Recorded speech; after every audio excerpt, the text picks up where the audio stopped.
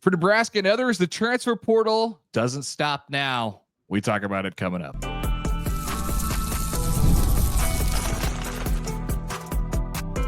You are Locked On Nebraska, your daily Nebraska Cornhuskers podcast, part of the Locked On Podcast Network, your team every day.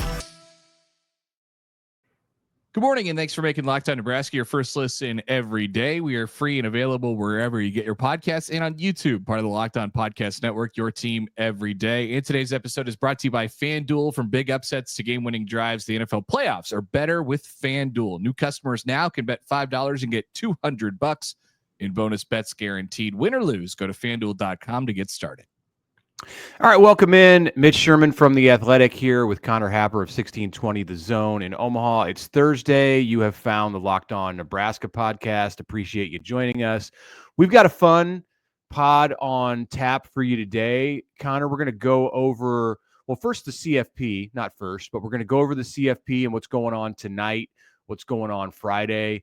We're going to look back at our bowl picks, how they went. We're going to look back at our season-long picks for college football in Nebraska. And a fun finisher, we made some picks mid-season on how the second half of Nebraska's football season would go. And it is enjoyable, well, to some, maybe not enjoyable to all, to review what we said at the mid-season point and how it actually turned out. But most significant on this Thursday is that the portal continues to turn. Nebraska picked up an offensive tackle, hallelujah, from Alabama. Elijah Pritchett committed to Nebraska on Wednesday after or during his visit to Lincoln this week in the cold. That is 15.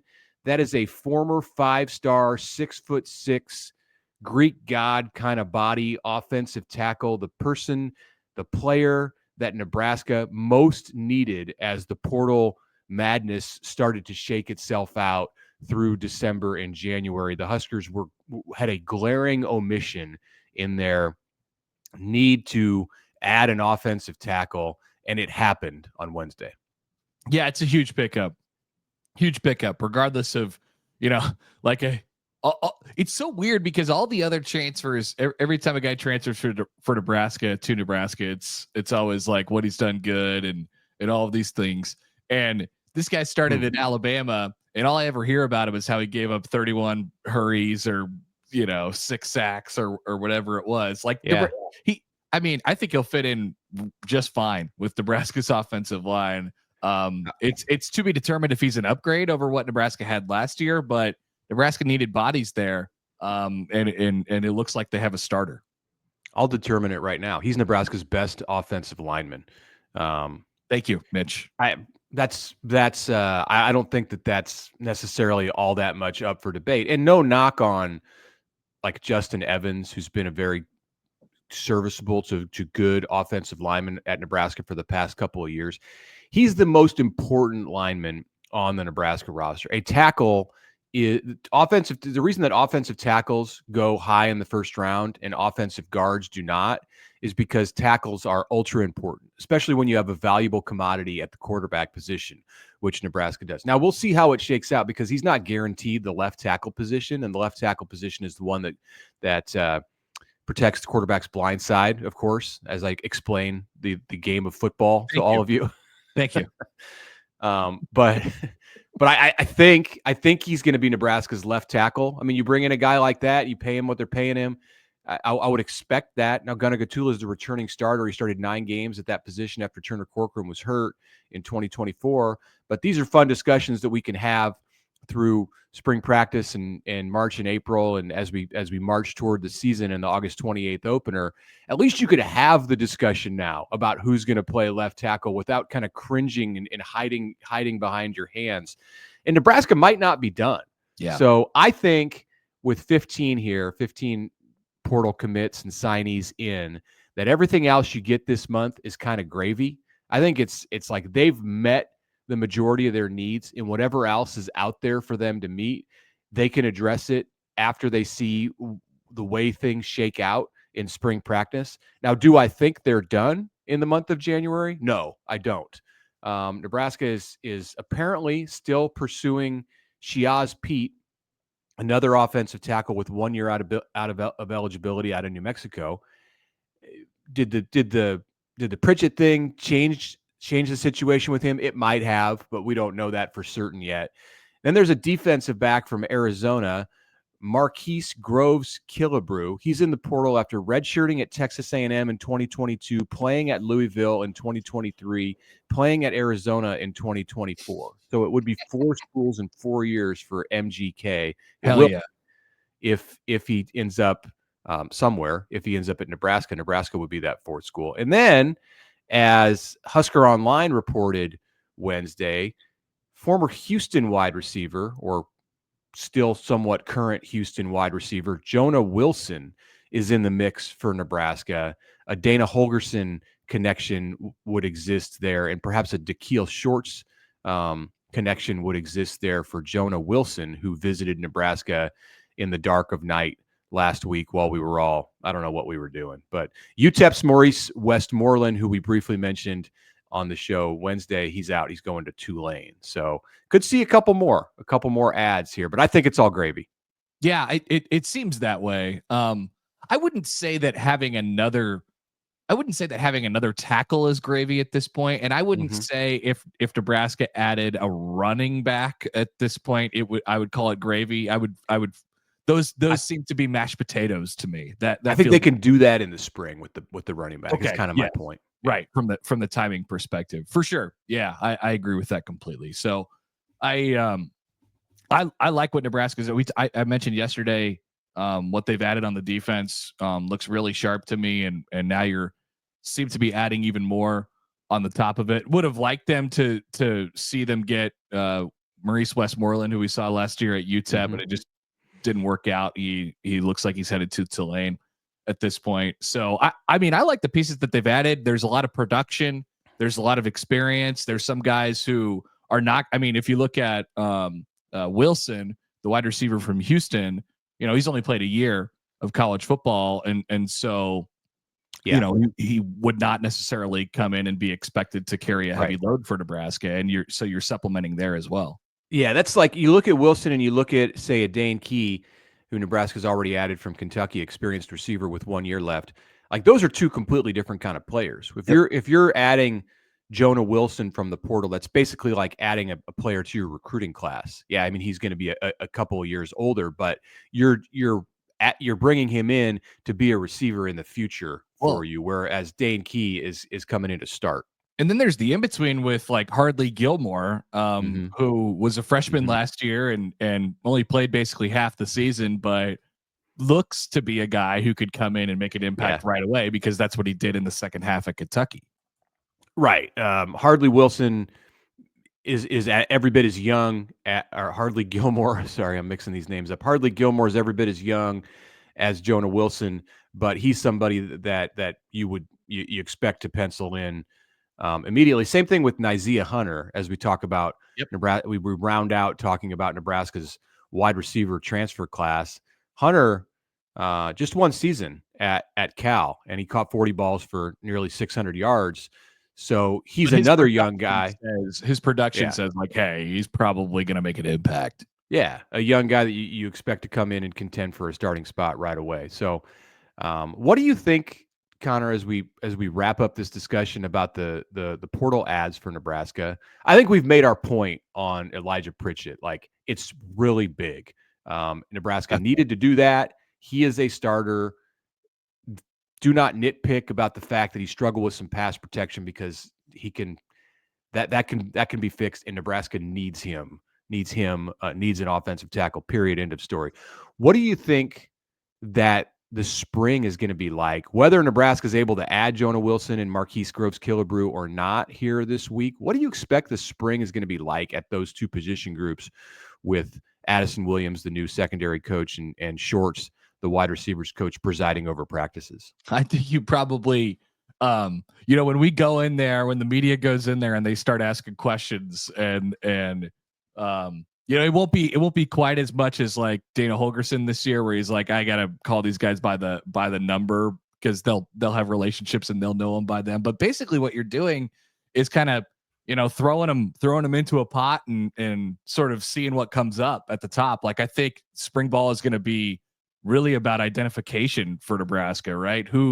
And maybe you have an idea of it going in, and you're always going to go in with a little, you hopefully don't do this too much, but you're always going in with a little bit of preconceived notions as far as who's going to play and where they come from and all that stuff. And Nebraska has a few returning players at those positions, but Ja'Cory Barney and C.R. Wright, those guys will play for Nebraska next year. But like I say open competition. I think it looks like an open, slate on both sides of the ball to me. And frankly, it looks that way at a lot of different positions for Nebraska.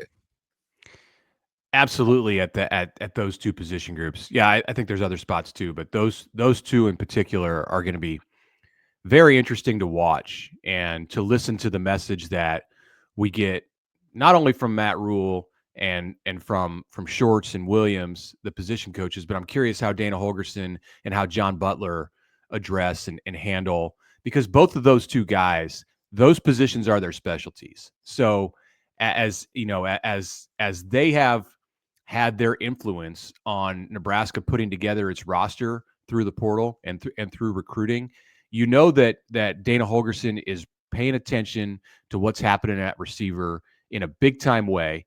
That's where he came up in the business as a receivers coach before he went to work primarily with quarterbacks when he was a head coach or coordinator.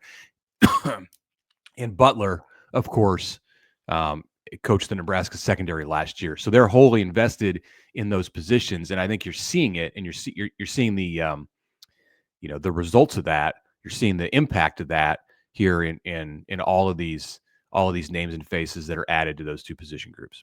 Yep, no doubt about it. All right, so let's take a quick time out here. We want to talk about the college football playoff game, the semifinal, which begins tonight between Penn State and Notre Dame, and then we'll kind of save the Texas Ohio State stuff for Friday. We're picking that today too. We're going to talk about both of them. Okay, we're going to talk about both of them. Sorry, and then we also have to look back at our picks and see how poorly we predicted the Nebraska season way back when. Back after this on the Locked On Nebraska podcast. All right, Mitch Sherman here to tell you about Rocket Money. Do you have any subscriptions that you've forgotten or that you might be overpaying for? For most of us, the answer is yes. Rocket Money makes it easy to track them all down. It's like having a personal assistant for your finances. Rocket Money is a personal finance app that helps you find and cancel your unwanted subscriptions. It helps you monitor your spending. It helps you lower your bills so you can grow your savings. It brings everything together in one place: subscriptions, spending habits, even the goals you want to hit in 2025. Rocket Money has more than 5 million users and has helped save a total of $500 million in canceled subscriptions. That's up to $740 a year per user when you take advantage of all of the app's premium features. So cancel your unwanted subscriptions today. Reach your financial goals faster with Rocket Money. Go to rocketmoney.com/lockedon. That's rocketmoney.com/lockedon. Do it today.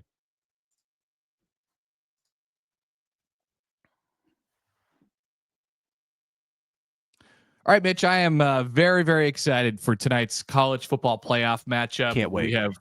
We have four blue blood programs in the semifinals playing for a chance at a championship over the next 2 nights. We have a great week of football when you include the NFL playoffs on Saturday, Sunday, and Monday as well.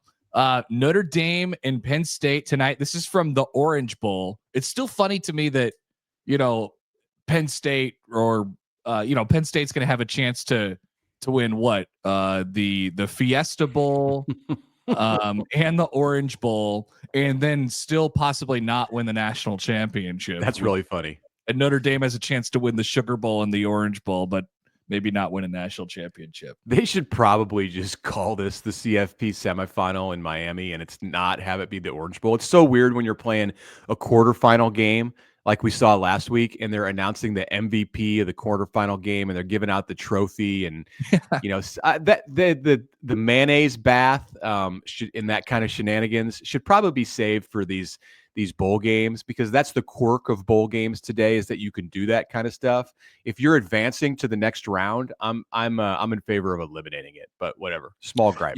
Yeah. All right. So this is huge. By the way, the history between these two teams, 9-1 all time against each other. They last played a home and home in like 2006 and 2007, and then they played a lot of important games in the 80s and the 90s. And so it's a helmet game, it's a uniform game, it's got everything. Yeah. And it's two teams that look the same. Like I just wonder who ultimately makes the one play. Two really good defenses, two teams that want to run the football and they want to slow pace a little bit. Notre Dame's a little bit more explosive. I am going to go with the Penn State Nittany Lions to clinch a spot in the national championship game. Good for you, because I am going with Notre Dame. I think Notre Dame's been playing the most consistent football in the country since September, and it has continued in the college football playoff with its victories against Indiana and Georgia. I'm going with Marcus Freeman. I'm super impressed with Marcus Freeman. How could you not be? The 38-year-old coach of the Fighting Irish, and the Notre Dame Fighting Irish. That's my pick. And then we'll quickly do this other game, the other semifinal game, which is the Cotton Bowl. Ohio State and Texas. So Texas gets to kind of play it in their backyard. I know there's some weather going down there around the time of the game and throughout this week. Yes, they don't handle snow very well. Ohio State is a 5.5-point favorite against Texas. Mitch, I'll just go first. Like, I think Ohio State's going to roll Texas. That's probably going to be a popular pick, but I think Ohio State is going to win by multiple touchdowns. Yeah, the game is in a dome, as Todd Bowles famously said last year before his. Go ahead. Anyway, I'm not. I wish we had that clip. We play in a dome. Yeah, there's another clip that we have for you later in the show that we'll make up for not having the Todd Bowles clip at our fingertips. So you're going with the Buckeyes. I am also. I don't care about the points. I'm just taking Ohio State.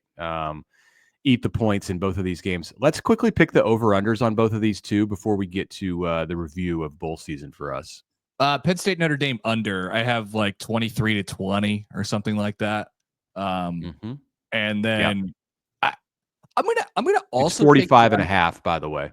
Yeah, 45.5 is the number. The other number is 53.5 in the Cotton Bowl. I will also take the under in that game. Okay, I'm going over. I'm going over in the I don't know how Texas Cotton Bowl, does anything against the Ohio State defense. That's the key. I think some late points in that one. We'll comfortably get it to the over. We're looking at like a 42-20 game or something like that in Ohio State, Texas. All right. We got a little time here in the second segment, so we'll start this here, and then we'll really have some fun after our final break. So I want to review this very quickly. To enter bowl season, Connor, in our national picks, national and Big Ten picks, I was 11 games under 500 season long. That is abhorrent. I am 15-9 in bowl season, so my total for the year 68, 73, and 1. Pretty bad. But at least I'm somewhat close to being at the surface level of the water. Connor, you were 5 games above 500 to enter the bowl season. You are 14-10 in bowl season, including a sparkling 7-1 against the spread in college football games so far. Very good. 4-0 you went in the first round games just by picking the favorites. So for the year, you're 75, 66, and 1. Pretty good for you. Only playoff game I lost was Oregon, Ohio State so far. Yeah, very good. I'm impressed. So Nebraska props for the season on the picks that we made for every game, all 13 games. We usually did 8 per game, so you can figure out that's well over 100 for the year. I got 53 right, including 3 in the Pinstripe Bowl, highlighted by my excellent prediction that Ramir Johnson would score the first touchdown in that game at Yankee Stadium. I think I've mentioned that now like 9 times on various episodes of this Locked On Nebraska show. Yeah, you got 47 right for the season with 3 in the bowl game, including BC to win the turnover battle, which it did 2-1. We had a prop in that game, a question that we asked: how many blocked kicks and special teams touchdowns would occur in the Pinstripe Bowl. And you said 1. Sadly, that was wrong because it was 2. Boston College blocked both an extra point and a punt. No touchdowns scored on those blocked kicks, but there was a 2-point conversion scored on a blocked kick and nearly a touchdown. Basically, effectively, there was a touchdown scored on the blocked punt because it was returned to the 4-yard line and then punched in on the next play. So anyway, that was some of the fun that we had for the season. Against the spread in the Pinstripe Bowl, it was a 3.5 point Nebraska. Nebraska was a 3.5 point favorite. I picked the Huskers to win by 3. So that's a loss for me. Nebraska did not cover in the 20-15 win. You picked your standard score, 28-20. That's a Nebraska cover. You got it right. So we both finished the season 6-6-1 against the spread in Nebraska games. I mean, what is even the point of doing it if we're both going to finish 6-6-1? Yeah, it feels like a wash. We needed a, it's like the end of the night if you've been sitting at the blackjack table for like 3+ Kind hours. of go all in. Yeah, it's just like I need a result here. I have to win or lose. So we need to find a bet where we can put it all in on something. I don't know. Yeah, let's think about that. I don't know how that would, if that could involve spring practice in some way. Probably not. I don't know what that's going to be, but you're welcome to send in your ideas on what the two of us can bet on to settle our score after both going 6-6-1 against the spread on the Huskers in 2024. Okay, after the break, this is where it gets fun. We check in on how we did in picking Nebraska's midseason fate. When the Huskers were 5-1 and things were rolling along, we took a look and predicted how things would go in the second half of the season. We'll take a look back at that after this.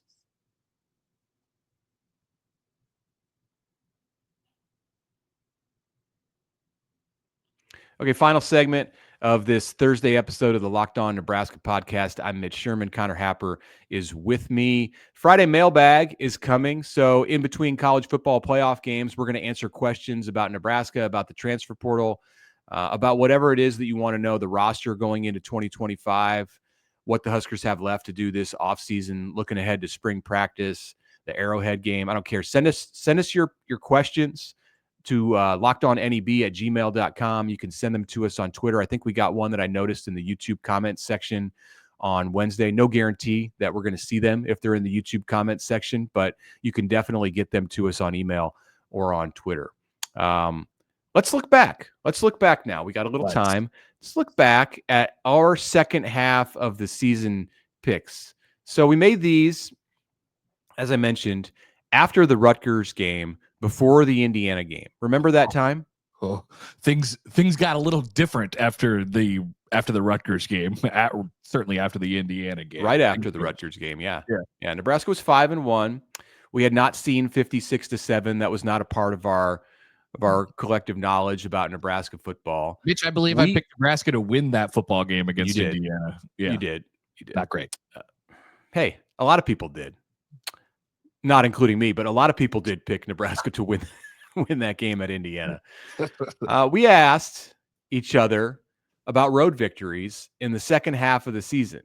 We set an over-under at 1.5 road victories for Nebraska in the second half of the season, not neutral site, just road at an opponent's stadium.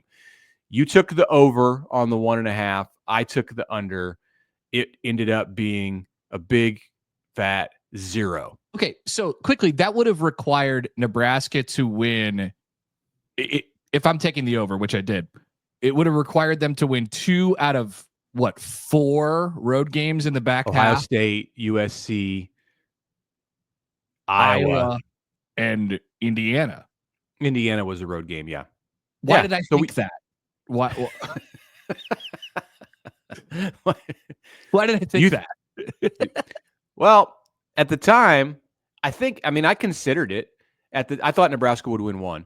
At the time, you were looking at USC, and USC was starting to circle the drain. And I think we thought similarly about Iowa. So those were the 2 games. And you picked Nebraska to beat Indiana. So that's in the bank right there. You were saying Nebraska only needed to win 1 more game on the road. at Ohio State, at USC, at Iowa to finish the season. And was Purdue in that too, or was that before? No. Purdue was a first half of the season road game, so it was not in there. Nebraska had already won at Purdue. We'd already seen Nebraska win on the road at that point. Yeah, the math. Looking back, the math did not was not going to work out in my favor, sadly. We asked the question: how many passing yards will Dylan Raiola pile up in the second half of the season? I must commend us for setting this number at 1,400. That's the over-under. We both said over. It came in at 1,461 after the bowl game. To include the bowl game counts and stats. If you're just taking the 6 games to end the regular season, he was under. But bowl games in today's world count and stats. I don't know if we were taking that into account. I would think that I think that the Mitch Sherman Sportsbook probably thought about that. Nebraska needs only one more win to get to a bowl game. They're going to play 7 games in the back half of the season. So I feel like I might have set it higher. I feel like I might have set it at 1,500 if I was really giving it the thought that it deserved in knowing that there were 7 games left on the schedule. But anyway, I set it at 14 and he hit it by 61 yards. So congrats to Dylan on getting to that number. And he was like even basically first half, second half, the way it turned out. It wasn't looking that way for the first part of the second half of the season, but it basically leveled out to be pretty dang consistent for him all year long. Yardage wise, yeah. Not so much on the interceptions and right. Touchdowns. Okay, this is a really interesting one. So rushing touchdowns for Nebraska in the second half of the season. Nebraska had 11 rushing touchdowns in the first half of the season in the first 6 games when it went 5-1. In the final 7 games, how many rushing touchdowns, Connor, do you think that Nebraska had? We set the number at 10.5. Okay, so they had 11 in the first half, and we set the number at 10.5. And I do think it was I don't think the Nebraska kind of went through ebbs and flows at that. They certainly got better at running the ball later in the season. I can recall a few. 10, 11, 10. I'll guess 10. Yeah. See, I would have thought it was going to be under the 10.5 by quite a bit, but I wasn't factoring in my quick evaluation that Nebraska had 4 rushing touchdowns against Wisconsin. Yep. So it was 11. Nebraska got to 11 rushing touchdowns in the second half of the season. We both said under, so we were both incorrect on that one. I thought that was an interesting one. Wow, this is ugly. This is wild. So the final turnover margin for the season is something that we asked at the midpoint. At the midpoint of the season, Nebraska. I'm sorry, I wrote +8. It was +6. Nebraska was +6 for the season. At the midpoint, it was averaging 1 turnover on the plus side per game in the first half of the year. Yeah. Optimistically, perhaps, we set the number for the end of the year at +9.5. Oh, why did we do that? Well, we thought Nebraska was not going to keep up the pace of getting 1 turnover per game, but we thought we still thought they would be net positive in the back half of the season. We thought they'd be net positive by 3.5 in the back half of the season. Nebraska finished the year -2 in turnovers. So after the first 6 games, it was -8. So they went 7 games and went -8, almost as bad as the pace that we saw Nebraska keep for the entire season in 2023 when it was -17 for the year. That was worse. But this was still more. It was more than 1 per game, -8 over the final 7 games. So if you think that Nebraska, because of where it finished -2, or that it was +6 in the first half of the season, has fixed its turnover issue, you're wrong, and we were wrong, both saying over. We both said over on +9.5. I said under. Oh, you said under. Sorry, you got that one right. And if I remember right, like the thought process was if they could just stay above even, like, you're gonna have a chance, even though that's -6-ish for the last half of the season. And they went worse than that. So I think I had a sound thought process. You did. I was way off base. I thought they were going to basically keep their pace from the first half of the season, which How does that jive with them winning less than 2 road games? I don't know, but Right.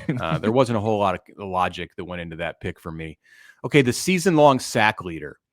It finished up Ty Robinson. Ty Robinson was the season-long sack leader. He had 7. You said Ty Robinson. I said James Williams, who finished with 5. Okay. That's like should be a half a point for you. Yeah, not bad. No, but I don't get anything for that. Season-long receiving yardage leader. It was Jamal Banks, who finished the year with 587 receiving yards. You said Isaiah Nair? No. I said Banks. Nair finished second on the team with 455. So yeah, Banks, but if Nair would have caught that ball against Iowa, he would have had 1,000 yards because he would have still been running right now. It would have been an extra 65 yards or wherever Nebraska was at on the field if it was at its own 35 on that snap, which is kind of like where it is in my mind. I'm going to have to go back and look and see how close I am on that. Yeah, he'd have been over 500 for the year. And Banks got up to 587 with a good performance in the Pinstripe Bowl. So they weren't far off from being flip-flopped. Season interception leader. The winner was Malcolm Hartzog, who finished the year with 4 interceptions. I said Sierra Wright, who finished with 2. You said Tommy Hill, who finished the season with 1, which was in the Colorado game, the pick 6 in week 2. So both of those players had pick 6s in for the season, but that doesn't do anything for us. I like to see a right pick by you. You deserve half credit on that one because he was really good in the second half of the year. Yeah. Tommy Hill fell off in the second half of the year. Bad pick by me. Injury related, and he was already injured at the midpoint of the season, but we didn't think that was something that would linger and really derail Tommy Hill's senior season. Okay, and then finally, saved the best for last. We asked the question, would Nebraska get to 10 successful field goals for the year? At the midpoint, Nebraska had made 4 field goals, but it had missed its last 4 as Tristan Alvano descended into basically not being able to play because of his injury, the groin injury that derail. Speaking of injuries derailing a season, that's what happened to Nebraska's incumbent kicker in 2024. Nebraska had missed its last 4 going into the midpoint against Illinois, Purdue, did not attempt to kick against Rutgers, which was the last game of the first half. It seemed that at that point of the year, Nebraska would never make a field goal again. I was pretty convinced of that. I was like, they might not even try field goals anymore because it was coming off of the whole debacle against Purdue, where 2 kicks got blocked in that game, and it was just it was a total, and 1 missed. It was a total disaster. The snaps were bad. I was like, they're just going to stop kicking field goals. They're going to go for it on every 4th down. And then something amazing happened, Mitch. John Hull arrived. He showed up and he started kicking field goals all over the place. That's right. Not only did he arrived and he was big time. We asked if Nebraska would get to 10 for the season. Nebraska got to 10. John Hull got to 10 for the season. Okay. Nebraska finished the season with 13. John Hull made 10 himself, including 3 against Ohio State and this. Hull. Got it. Woo! John Hull. Pure. Maybe the highlight of the season. I mean, if you really want to look at it, was that the highlight of the season? In our award show, I mean, it's the voting. If there was like a public vote, it would probably go to Tommy Hill's pick 6 against Colorado. But I mean, there was. If you're adding in the TV element, there's not even a doubt. Yes, if you add the call with it, Gus Johnson had a better call on that John Hull field goal than Paul Burmeister did on the Tommy Hill pick 6 where he walked into the end zone. we are, by the way, we've decided going to do a season-long award show, probably around the time when the awards banquet circuit kicks up here in the next week or 2. The Outland Trophy banquet is set for Omaha here on January 22nd, and Nebraska's senior award winners will be honored at that event. Around that time, Connor, we will do an award show, the Locked On Nebraska Podcast Awards. Do we wear the tuxedo? 2024 season? Yeah, sure. I think we should do that. We'll get some presenters to come in. Yeah. All right. Yeah. Okay. Maybe not. That's it for the show today. Join us on Friday for our mailbag show. That'll get us into the weekend. College football playoff on tap. Thanks for making the Locked On Nebraska your first listen today. For your second listen, go check out the Locked On Big Ten podcast. Lots to discuss. Craig's got it. Find the Locked On Big Ten pod on YouTube or wherever you listen to podcasts.